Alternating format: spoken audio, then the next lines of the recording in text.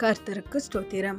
இன்றைய வசனம் 48 சங்கீதம் 14 இந்த தேவன் என்றென்றைக்கும் உள்ள சதா காலங்களிலும் நம்முடைய தேவன், மரண பரியந்தம் நம்மை நடத்துவார்.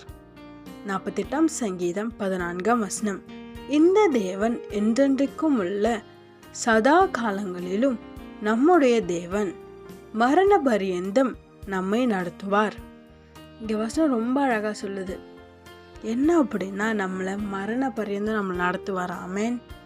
நீங்கள் நினைக்கிறீங்களா, ஏசப்பா இந்த மாதம் நான் எப்படி கடந்து போவேன், எவ்வளோ தேவைகள் இருக்குது, வர வருஷம் எப்படி இருக்க போகுதுன்னு தெரியலையே அப்படிலாம் நினைக்கிறீங்களா? ஏசப்பா சொல்லுவார், உன்னை நான் மரண பரியந்தம் நடத்துவேன்.